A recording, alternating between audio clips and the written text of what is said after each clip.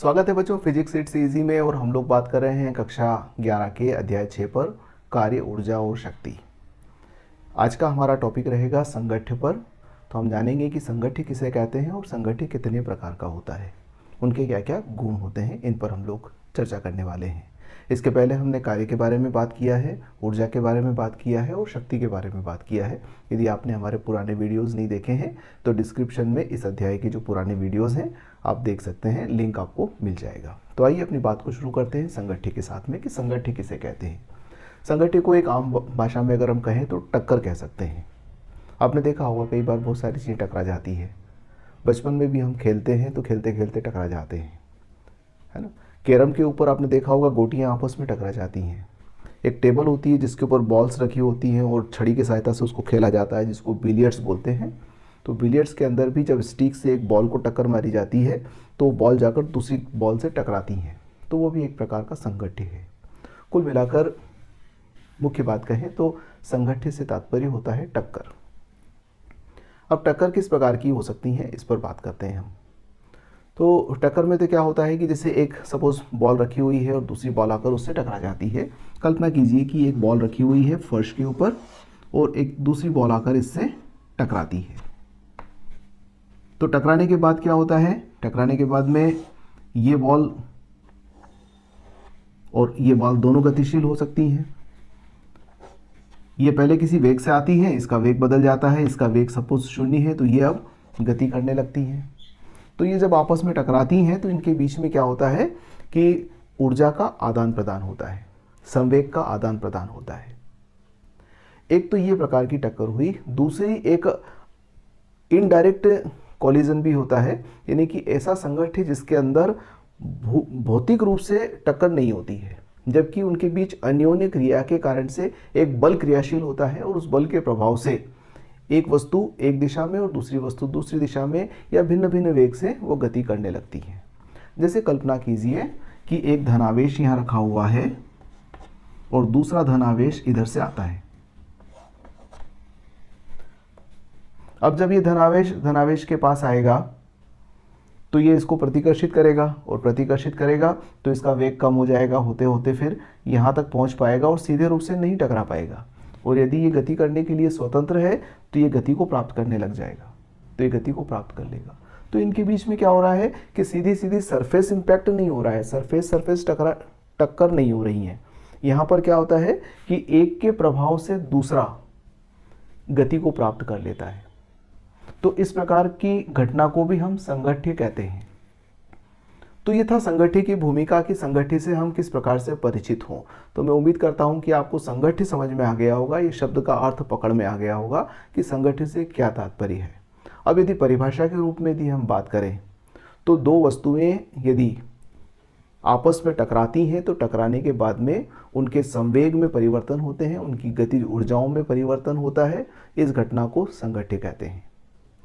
यदि वस्तुएं सीधे सीधे नहीं टकराती हैं तो उनके बीच में बल क्रियाशील होता है, उस बल के प्रभाव से भी उनमें संवेग तथा वेग में परिवर्तन आते हैं, गतिज ऊर्जाओं में परिवर्तन आते हैं। तो इस घटना को भी हम संगठ्य कहेंगे। तो ये संगठ्य की परिभाषाएं हो गई। अब संगठ्य के प्रकार। तो संगठ्य के प्रकार में हम कह सकते हैं कि संगठ्य मोटे मोटे तौर पर 3 प्रकार से परिभाषित है। एक होता है प्रत्यास्थ संगठ्य,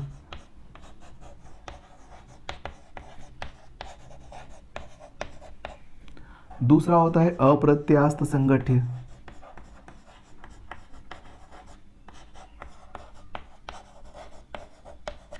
और तीसरा होता है पूर्णतः अप्रत्यास्थ।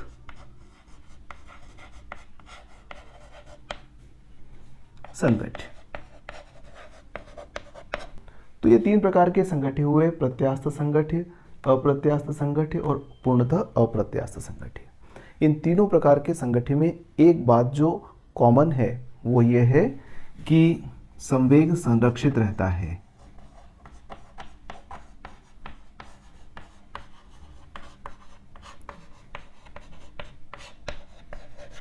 चाहे कोई सा भी संगठ्य हो, प्रत्यास्थ संगठ्य हो, चाहे अप्रत्यास्थ संगठ्य हो, चाहे पूर्णतः अप्रत्यास्थ संगठ्य हो, तो यदि संवेग की बात की जाए तो संवेग पूरी तरह से संरक्षित रहता है, अर्थात कुल संवेग निकाय का, जैसे दो वस्तुएं यदि आपस में संघट्य करती है तो इन दोनों का टकराने से पहले कुल संवेग टकराने के बाद के कुल संवेग के बराबर होगा।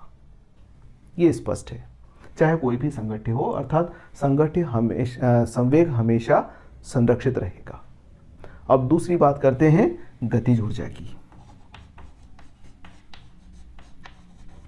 यदि गतिज ऊर्जा की बात करें तो प्रत्यास्थ संघट्य में गतिज ऊर्जा संरक्षित रहती है। प्रत्यास्थ संघट्य में गतिज ऊर्जा संरक्षित। थोड़ा सा शॉर्ट फॉर्म यूज कर रहा हूं मैं।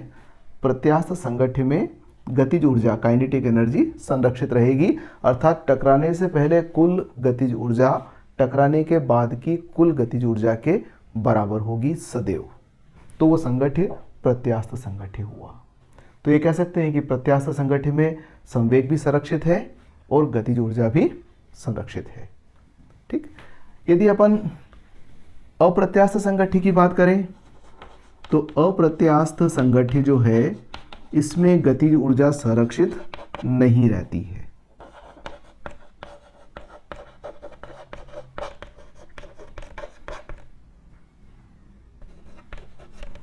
इसमें गतिज ऊर्जा संरक्षित नहीं रहती है, अर्थात संघट्य के पहले की गतिज ऊर्जा का मान अलग होता है और संघट्य के बाद की कुल गतिज ऊर्जा का मान बदल जाता है। तो इसका मतलब अप्रत्यास्थ संघट्य प्रत्यास्थ संघट्य से किस प्रकार से भिन्न हुआ कि प्रत्यास्थ संघट्य में गतिज ऊर्जा संरक्षित है, अप्रत्यास्थ संघट्य के अंदर गतिज ऊर्जा संरक्षित नहीं है। और तीसरा, पूर्णतः अप्रत्यास्थ संघट्य की बात अगर हम करें तो पूर्णतः अप्रत्यास्थ संघट्य में भी गतिज ऊर्जा संरक्षित नहीं रहती है। तो गतिज ऊर्जा का जहाँ तक सवाल है, केवल प्रत्यास्थ संघट्य में यह संरक्षित है, बाकी अप्रत्यास्थ और पूर्णतः अप्रत्यास्थ में यह संरक्षित नहीं रहती है। अगर कुल ऊर्जा की बात की जाए, क्योंकि गतिशील वस्तु में हो सकता है कि गतिज ऊर्जा के साथ में अन्य ऊर्जाएं भी हो, तो यदि कुल ऊर्जा की बात करें तो प्रत्यास्थ संघट्य में टोटल एनर्जी संरक्षित है। अगर अप्रत्यास्थ संघट्य की बात करें तो इसमें टोटल एनर्जी संरक्षित है। ध्यान दीजिएगा, गतिज ऊर्जा तो संरक्षित नहीं है पर कुल ऊर्जा जरूर संरक्षित है, अर्थात गतिज ऊर्जा की क्षति हुई है और कोई दूसरी ऊर्जा में उसका रूपांतरण हुआ है। तो इस प्रकार के संघट्य में कुल ऊर्जा तो संरक्षित होती है और पूर्णतः अप्रत्यास्थ संघट्य यदि है, यहां पर भी टोटल एनर्जी संरक्षित है। तो कुल ऊर्जा के मामले में यदि बात करें तो तीनों संघट्य में कुल ऊर्जा संरक्षित है। अब पूर्णतः अप्रत्यास्थ संघट्य और अप्रत्यास्थ संघट्य में क्या अंतर हुआ, तो यहां पर यदि वस्तुएं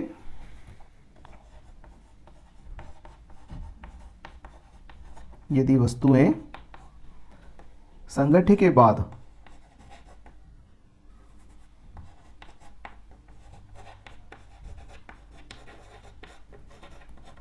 समान वेग से गति करें